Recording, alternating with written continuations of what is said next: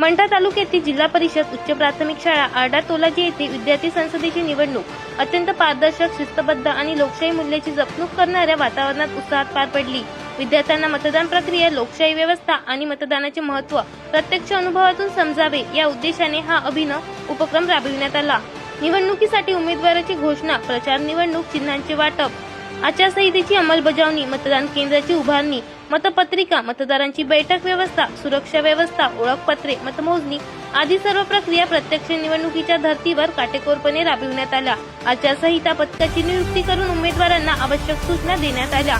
या निवडणुकीत मतदान केंद्र अध्यक्ष म्हणून अनिल आडे तर मतदान अधिकारी म्हणून संतोष कदम आणि श्रीमती सुनीता पोले यांनी जबाबदारी पार पडली।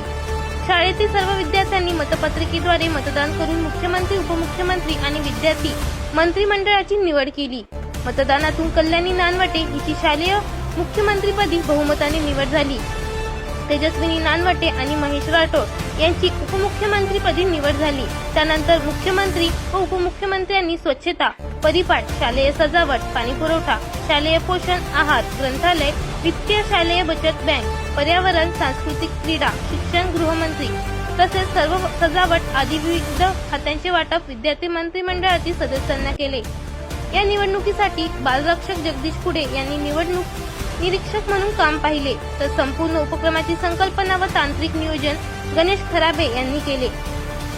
मतदान व्यवस्थापनाची जबाबदारी कैलास जाधव व उमेश खनके यांनी यशस्वीपणे पार पाडली। या प्रसंगी गावचे पोलीस पाटील गजानन थाबडे तसेच ग्रामपंचायत कर्मचारी गजानन नानवटे उपस्थित होते। बालवयातच विद्यार्थ्यांमध्ये लोकशाही मूल्ये, मतदानाविषयी जागरूकता, नेतृत्व गुण, जबाबदारीची भावना आणि संघभावना विकसित करण्यासाठी हा उपक्रम अत्यंत उपयुक्त ठरला। संपूर्ण निवडणूक प्रक्रिया खेळीमेळीच्या वातावरणात पार पडली असून विद्यार्थ्यांनी उत्स्फूर्त सहभाग घेत लोकशाहीचा प्रत्यक्ष अनुभव घेतला।